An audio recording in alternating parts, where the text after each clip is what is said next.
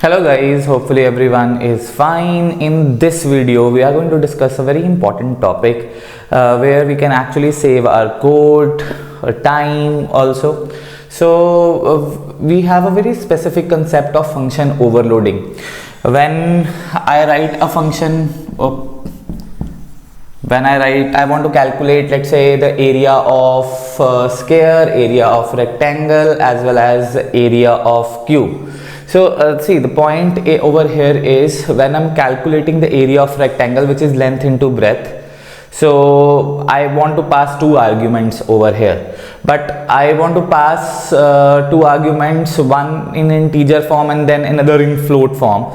Let's say I'm writing area and I'm passing 2,3, and the same arguments, if I have to pass number of arguments, so if I'm writing 2.3 and 3.4, so over here we have two function calls, and over here if I just write void area, so firstly I have to create the function definition of area 2,3, so it means I have to pass two integer arguments to calculate the area, or I can write cout x multiplied by y. So this is first case of function overloading, and this is, we all know this is function overloading. Why? Because even the number of arguments are same, their data types are different. I have to create another function definition for this.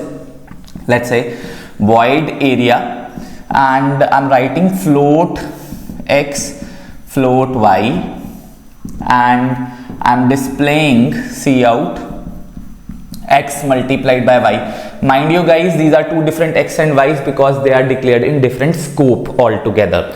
Now the important point over here is that we have written two function calls and we are putting two function definitions. For me that is also a time wastage. Why? Because the same number of arguments are passed, and we have another kind of a solution. So firstly this function will get called, it will go over here, then this function will get called, this will go over here, will get the certain ideas. Now I can actually solve this entire problem by just creating a generic type of function.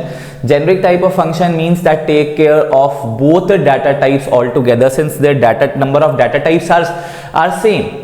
Data type might be different, but number of data types two over here, both integer and both float. So if I create a generic type of a function that takes care of both, I can at least say one function definition, and this can only be solved by using the case of function template. Function template not only saves time, but it also saves code space also to write a particular function accordingly. So over here guys, what I just need to do is that I will be creating only one function definition. Just see over here, the function of calls remains same. I want to calculate the area with 2.2 multiplied with 3 and 2.3 multiplied with 3.4. But what I'll do is, after writing hash include iostream conio.h using namespace std, I'll just write template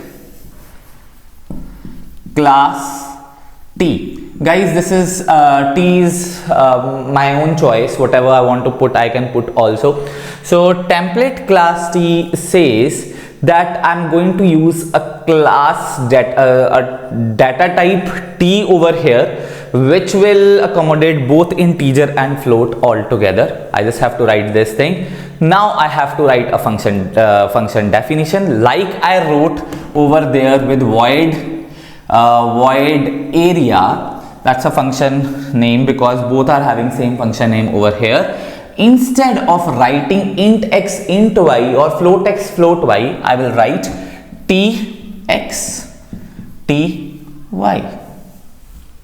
Now over here, this t guys, this t has taken care of both integer and float over here, and I'm just going to use only one data type, which is t. It will take care of both integer and float in different function calls. Firstly, it will take care of int, and I just need to just write cout x multiplied by y. That's about it. That's the beauty of function, generic function data types or function templates that we derive, is that over here, now when this function will get called, this program is going to run. Firstly, it will go to area 2 comma 3, 2 will be given to t, 3 will be given to t, and it will be x and y multiply 2 and 3 will be multiplied, it will give 6. Similarly, 2.3 over here will be going to t, 3.4 will be going to t. It will by default take the data type of whatever data type you are assigning to it. So x multiplied by y, it would be the multiplication of float as well as integer. So what is the use of it? The use of it is it saves time, it saves code space. So that's about entire concept of function template. Guys, it's normally used by most of the programmers if they don't want to go ahead with function overloading, although function overloading is an advantage to us, but so is function template, even solves the problem of function overloading. Why? Because I have to write 2 different function definitions for this. Now I'm just writing only one.